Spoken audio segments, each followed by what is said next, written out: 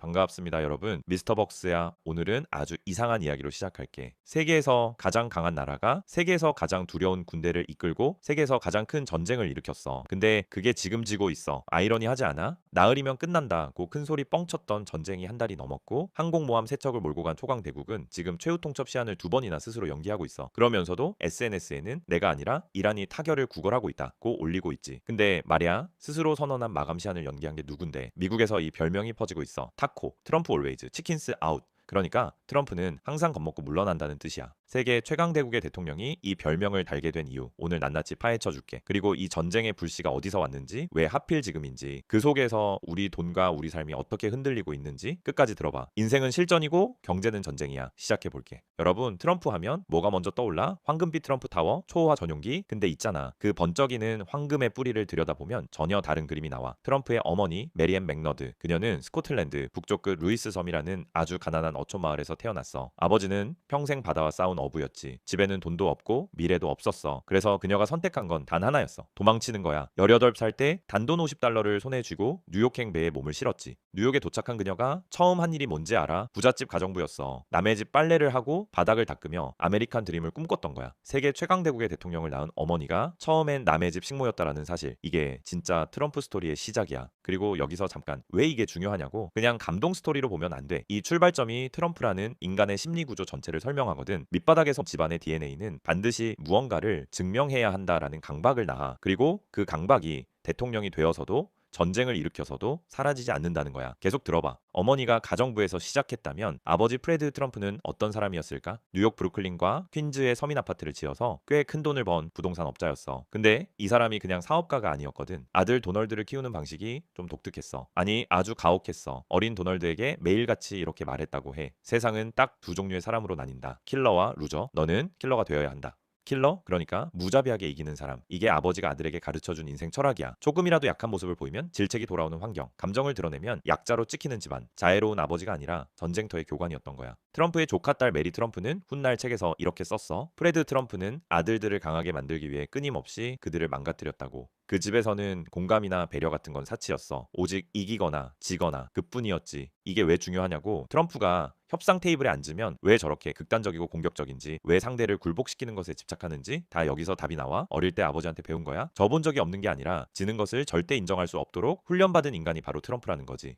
아버지는 브루클린 서민 아파트로 돈을 벌었어. 안전하고 확실한 시장이었지. 근데 도널드 트럼프는 달랐어. 그가 원한 건 브루클린이 아니었어. 화려한 맨해튼, 누구나 올려다보는 그 섬을 먹어치우고 싶었던 거야. 1970년대 초 뉴욕시는 재정 위기로 사실상 파산 직전이었어. 물론 재정 위기라는 건 쉽게 말하면 나라 또는 도시가 쓸 돈이 없어서 망하기 직전 상태를 말해. 건물들은 비어가고 땅값은 바닥을 쳤어. 모두가 도망칠 때 트럼프는 거꾸로 들어갔어. 파산 직전에 낡은 호텔을 헐값에 사들여서 고급 호텔로 탈바꿈시켰지. 그리고 자기 이름을 거대하게 새겼어. 트럼프 타워, 트럼프 플라자, 트럼프 카지노. 이때 트럼프가 깨달은 진리가 있어. 내 이름이 곧 브랜드다. 브랜드라는 건 그냥 상표가 아니야. 사람들의 머릿속에 박힌 이미지야. 트럼프는 부동산을 판 게 아니라 성공의 이미지를 판 거야. 그 건물이 실제로 얼마나 수익이 나는지보다 트럼프라는 이름이 붙어 있으면 사람들이 더 비싸게 느낀다는 걸 알아챈 거지. 그리고 여기서 하나 더. 이 브랜드 전략이 훗날 대통령 선거에서도 그대로 쓰였다는 거야. 정책보다 이미지, 사실보다 스토리. 2004년 트럼프는 TV쇼 하나에 출연해. 바로 MBC의 리얼리티 프로그램 어프렌티스야. 매회 참가자들이 비즈니스 과제를 수행하고 트럼프가 탈락자를 골라 이 말 한마디를 날리지. 너는 해고야. 이 쇼가 폭발적인 인기를 얻었어. 왜 그랬을까? 트럼프가 잘생겨서? 아니, 그가 천재 사업가라서? 그것도 아니야. 사람들이 마음속으로만 꾹꾹 눌러왔던 말을 그가 대신 해줬기 때문이야. 직장에서 마음에 안 드는 상사한테, 게으른 동료한테 늘 참아왔잖아. 근데 트럼프가 카메라 앞에서 거침없이 잘라버리는 거야. 대리만족이지. 이 시점부터 트럼프는 이미 정치인이 된 거야. 공직에 나서기 훨씬 전부터. 그는 사람의 심리를 읽는 법을, 대중이 원하는 이미지를 만드는 법을 터득했어. 분노를 자극하고 속 시원함을 팔고 강한 이미지를 소비하게 만드는 쇼맨십. 이게 바로 그가 2016년 대선에서 그리고 2024년 재선에서 써먹은 바로 그 무기야. 근데 있잖아, 쇼에는 각본이 있잖아. 트럼프가 보여주는 세상도 각본이 있다면 그 각본 중에서 가장 크고 가장 돈이 많이 걸린 게 뭔지 알아? 바로 지금부터 얘기할 일한 전쟁이야. 여러분은 전쟁이 왜 일어난다라고 생각해? 영토, 종교, 이념? 틀리진 않아. 근데 2026년 현재 세계 최강대국이 일으킨 이 전쟁은 조금 달라. 미국이 2026년 2월 28일 이스라엘과 합동으로 이란에 대규모 공습을 퍼부었어. 핵 협상이 진행되던 그 순간 협상 테이블 위에서 폭탄이 터진 거야. 최고 지도자 하메네이가 공습으로 사망했고 성공했고 이란군 수뇌부 대부분이 제거됐어. 그런데 말이야, 공습 전에 미 정보기관은 뭐라고 했을까? 이란이 핵무기를 보유하고 있다는 조직적 증거가 없었다라고 했어. 국제원자력기구, 즉 IAEA라는 곳도 마찬가지야. IAEA는 쉽게 말하면 전 세계 핵 개발을 감시하는 유엔 산하 기관인데, 이 기관도 이란의 핵 프로그램이 평화적이지 않다는 확인이 어려웠다라고 했어. 증거도 없이 전쟁을 시작한 거야. 그렇다면 진짜 이유는 뭘까? 지금부터 그 속내를 하나씩 뜯어볼게. 자, 단도직입적으로 가자. 트럼프는 왜 이란이었을까? 첫 번째, 석유야. 이란이 막힌다는 건 호르무즈 해협이 막힌다는 거야. 호르무즈 해협이 뭔지 아는 사람? 이란과 오만 사이에 있는 아주 좁은 바닷길인데, 이 좁은 목을 통해 전 세계 원유의 무려 20% 이상이 통과해. 실제로 지금 이 해협이 사실상 봉쇄된 상태야. 선사들과 유조선 회사들이 공격이 두려워 배를 안 보내고 있거든. 매일 1300만 배럴의 석유 공급이 끊긴 거야. 석유 공급이 끊기면 유가가 오르지. 이란 부통령은 미군이 지상전을 시작할 경우 유가가 배럴당 최소 150달러로 치솟을 것이라고 경고했어. 그런데 미국은 세계 최대의 산유국이야.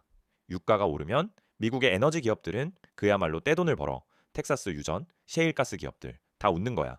두 번째는 방산 산업이야. 방산이란 무기를 만드는 산업이야. 미사일 하나에 수백만 달러, 항공모함 파견 비용은 하루에만 수억 달러야. 실제로 지금 미국은 이 전쟁에 하루 300억에서 400억 달러를 쏟아붓고 있어. 그 돈이 다 어디로 갈까? 로키드 마틴, 레이시온 같은 미국 방산 기업으로 흘러가 전쟁이 비즈니스가 되는 냉혹한 구조. 이게 바로 지금 현실이야. 세 번째, 사우디아라비아야. 중동의 맹주이자 미국의 오랜 석유 동맹, 사우디 왕세자 무함마드 빈 살만이 트럼프에게 이란 공격을 촉구하는 전화를 여러 차례 했다는 보도가 나왔어. 이란이 약해지면 중동에서 사우디의 영향력이 커지고, 그 대가로 미국은 석유 공급 안정과 막대한 무기 판매 계약을 챙기는 거야. 전쟁은 양쪽이 다 윈윈하는 거래야. 돈 얘기만 하면 너무 단순하게 볼 수 있어. 트럼프에겐 하나가 더 있거든. 바로 표. 정치인에겐 선거가 전부잖아. 2026년 2월 미국 연방대법원이 트럼프의 상호관세 정책에 대해 위법이라는 판결을 내렸어. 거기다 제프리 앱스타인 성범죄 사건과 이민 세관 단속국 관련 사건으로 국내 여론도 심각하게 나빠진 상황이었어. 이런 때 전통적인 정치인들이 쓰는 카드가 있어. 외부의 적을 만드는 거야. 국내 문제가 심각할 때 국민의 시선을 밖으로 돌리는 거지. 경제 위기, 관세 위법 판결, 그게 다 이란 때문이야. 이렇게 프레임을 만드는 거야. 특히 트럼프 지지층인 보수 유권자들에게 이란은 오랜 공동의 적이야.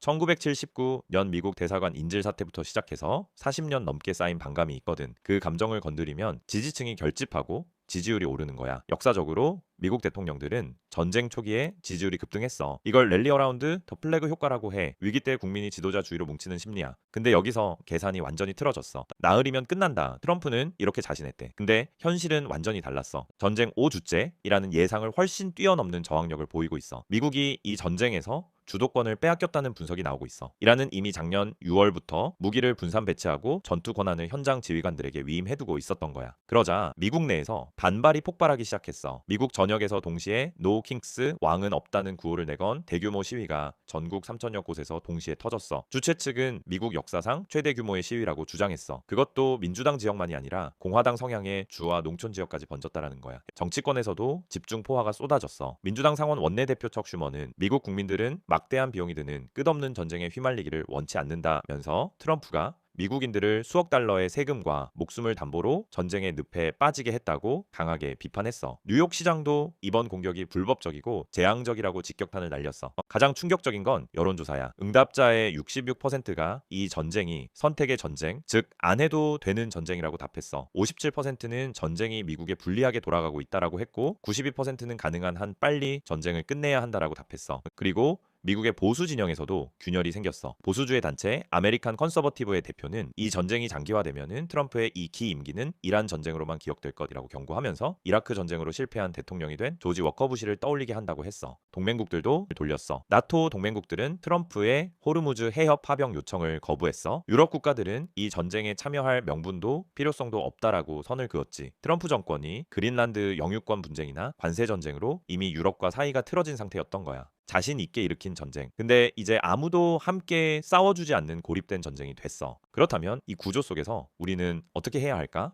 자, 잠깐 멈춰봐. 지금까지 우리가 살펴본 게 뭐야? 한 인간의 성장 과정, 그리고 그 인간이 쌓은 권력, 그리고 그 권력이 일으킨 전쟁. 근데 이게 뭐가 우리랑 상관이 있냐고? 직접 상관이 있어. 엄청나게. 지금 중동에서 전쟁이 나면 기름값이 올라. 기름값이 오르면 물가가 올라. 물가가 오르면 우리 월급은 제자리인데 장바구니 값만 올라가. 주식시장은 흔들리고 환율은 출렁이고 내가 들고 있는 자산 가치가 바뀌어. 멀리서 터지는 포격 소리가 결국 내 통장에 직격탄을 날리는 거야. 그래서 이 이야기를 모르면 안 돼. 세상이 어떻게 돌아가는지 이해하는 사람은 파도를 타고 모르는 사람은 파도에 휩쓸려. 자, 그러면 지금부터는 진짜 실전이야. 여러분, 지금까지 들으면서 어떤 생각이 들어? 세상은 참 불공평하다. 정치인들은 다 돈에 움직인다. 나 같은 보통 사람은 뭘 어떻게 해야 하나. 이런 생각 당연히 드는 감정이야. 근데 여기서 포기하면 진짜로 지는 거야. 봐봐. 트럼프는 아버지한테 뭘 배웠어? 세상은 킬러와 루저로 나뉜다고 배웠지. 그게 맞는 말인지는 몰라도 한 가지는 확실해. 세상이 내 편이 되어줄 때를 기다리는 사람은 영원히 그 자리에 있어. 세상은 멈추지 않거든. 생각해봐. 2008년 금융위기 때 그 폭락하는 시장에서 누군 망했고 누군 그 위기를 기회로 잡았어. 2020년 코로나 때도 마찬가지야. 무너지는 시장에서 억울하게 돈 잃은 사람도 있고 반등을 잡아서 자산을 불린 사람도 있어. 차이가 뭐였을까? 공부했느냐, 안 했느냐, 흐름을 읽었느냐, 감정에 휘둘렸느냐. 딱 그거야. 지금 이란 전쟁으로 유가가 출렁이고 있어. 우리나라도 에너지 수입 의존도가 아주 높잖아. 이 전쟁이 길어질수록 우리 생활 물가에 직격탄이 날아오는 거야. 아는 사람은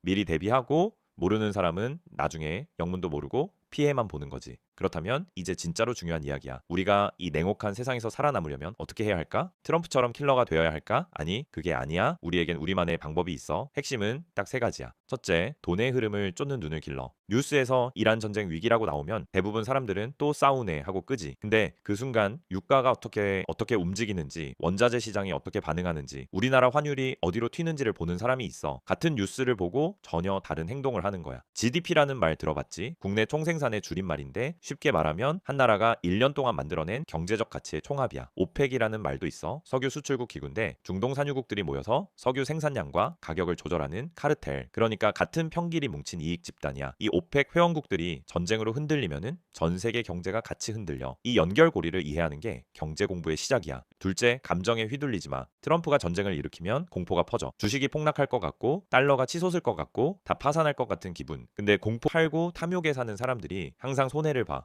워런 버핏이 뭐라고 했어? 남들이 두려워할 때 욕심을 내고 남들이 욕심낼 때 두려워하라고 했잖아. 트럼프는 최후 통첩 시한을 2번이나 연기하면서도 발표 타이밍이 항상 뉴욕 증시 개장 직전이나 마감 직후였어. 한 번은 위협을 철회하는 발표를 하자마자 유가가 급락하고 증시가 폭등했어. 이거 우연이라고 생각해? 전쟁도 시장도 결국은 심리 게임이야. 그 심리를 읽는 사람이 이기는 거야. 셋째, 대체 불가능한 자기 무기를 만들어. 트럼프가 불도저처럼 밀어붙이면서 살아남은 게 뭐야? 결국 트럼프라는 브랜드야. 그 이름 하나로 수십 년을 버텼어. 우리도 마찬가지야. 나만의 실력, 나만의 전문성, 나만의 스토리. 이게 있는 사람은 파도가 쳐도 안 쓸려가. 세상은 냉혹해. 강한 자가 규칙을 만들고 권력을 가진 자가 전쟁을 도구로 쓰는 구조, 이건 단 한 번도 바뀐 적 없어. 근데 그 구조를 이해하는 사람에게는 그 구조 속에 기회가 숨어 있어. 우리가 눈을 뜨고 공부해야 하는 이유가 바로 여기 있어. 여러분, 여기서 선택을 해야 해. 뉴스를 보면서 어휴, 세상 참 무섭다 하고 창을 닫는 사람이 될 거야? 아니면 그 뉴스 뒤에 돈의 흐름을 읽고 한 발 앞서 움직이는 사람이 될 거야? 그 선택은 지금 이 순간 여러분의 손에 달려 있어. 오늘 이야기는 여기까지야. 미스터 벅스는 언제나 여러분의 생존을 응원해. 세상은 기다려주지 않아. 아는 사람이 이기는 거야. 다음엔 더 독하고 확실한 정보로 돌아올게. 그럼 다음에 봐. 안녕.